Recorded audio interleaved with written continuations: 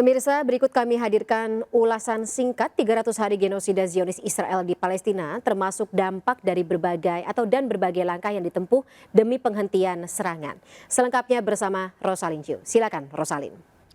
Baik, terima kasih rekan Fani.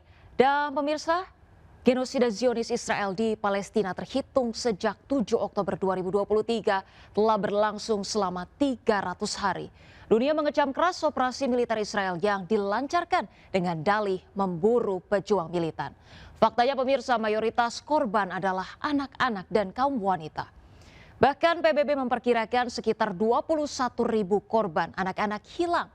Tidak hanya itu, 160 jurnalis dan 300 tenaga medis juga mati syahid akibat pembantaian Israel.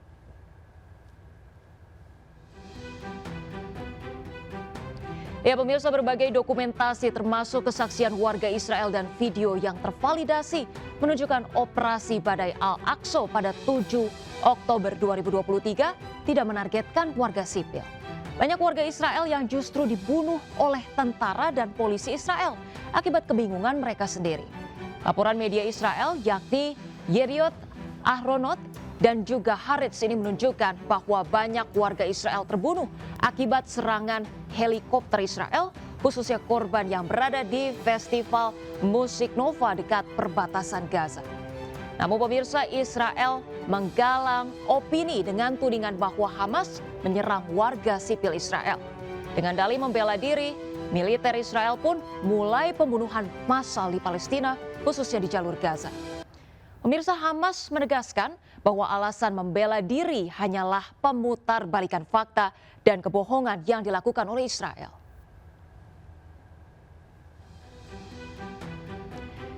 Pemirsa, Kementerian Kesehatan Gaza melaporkan bahwa korban tewas akibat pembantaian Israel mendekati angka 40.000 jiwa. Sementara itu lebih dari 31.000 warga lainnya ini mengalami luka-luka. 90% dari total 2,4 juta penduduk Gaza terpaksa mengungsi. Pemirsa, mayoritas warga harus berpindah-pindah tempat tinggal dan juga posko pengungsian karena tidak ada zona yang aman bagi warga.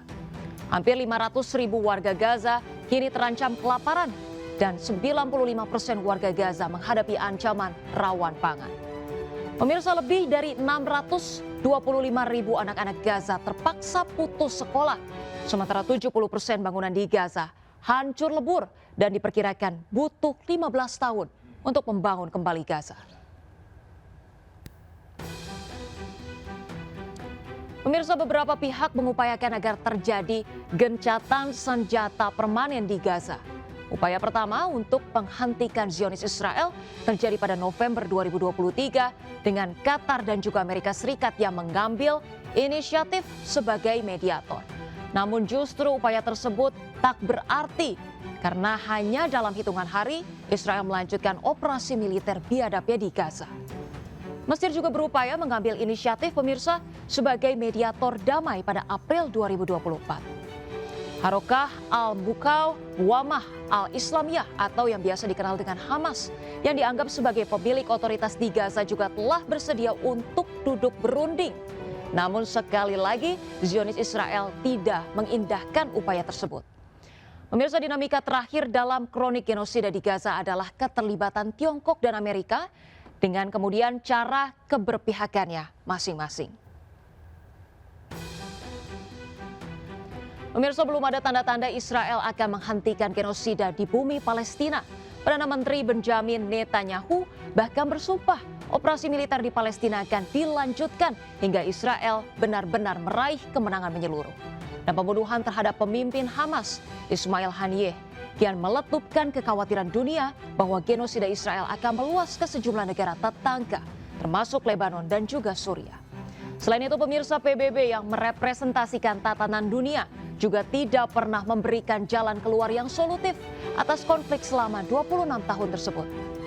Pemirsa, solusi Dewan Keamanan PBB yang terakhir adalah resolusi 2375 tanggal 10 Juni 2024 yang meminta gencatan senjata.